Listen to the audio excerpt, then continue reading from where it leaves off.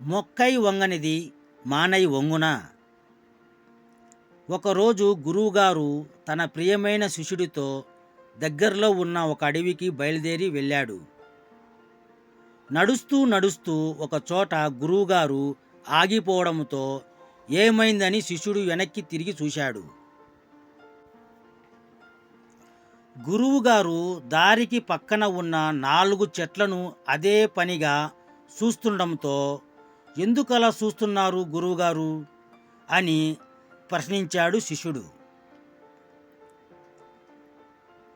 గురువు వద్ద నుంచి ఎలాంటి సమాధానం రాకపోవడంతో తాను కూడా వాటిని చూసే పనిలో పడ్డాడు శిష్యుడు.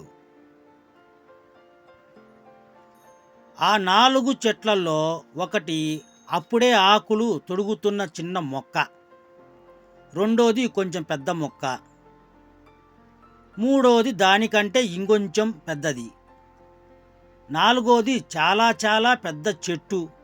అరే, భలేగున్నాయి కదూ అని మనసులో అనుకుంటూ వాటి వైపే చూస్తున్నాడు శిష్యుడు.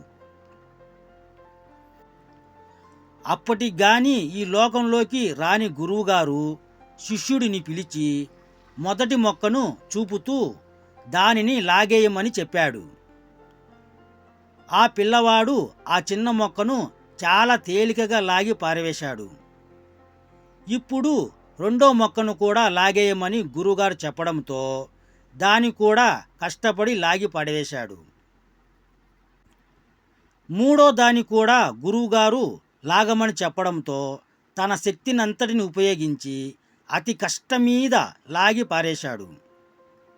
ఇప్పుడు చివరిదైన 4వ చెట్టును కూడా లాగమని చెప్పాడు గురువు.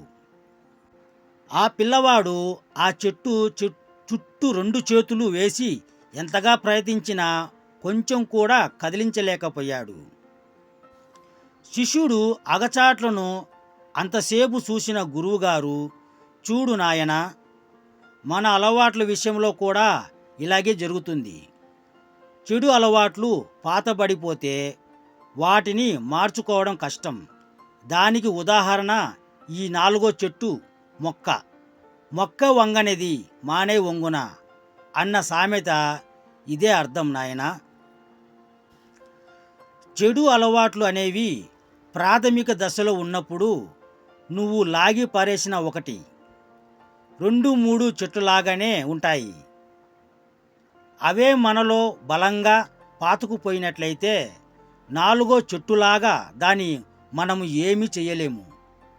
కాబట్టి చెడు అలవాట్లకు ఎల్లప్పుడూ దూరంగా ఉండాలి నాయనా అని చెప్పాడు గురువుగారు. ఇది నీకు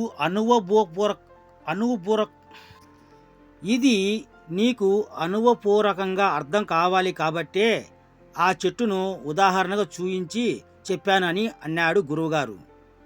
గురువుగారు చెప్పిందంతా శ్రద్ధగా విన్న శిష్యుడు ఎప్పుడూ కూడా చెడు అలవాట్లకు దూరంగా ఉంటానని ప్రమాణం చేశాడు. కాబట్టి పిల్లలు, ఈ కథ ద్వారా మనం అర్థం చేసుకోవాల్సిన నీతి ఏమిటంటే, చెడు అలవాట్లను మొక్క దశలోనే లాగి పారవేయాలి. లేకుంటే అది పెరిగి మహావృక్షమై మన అంతానికి దారితీస్తుంది.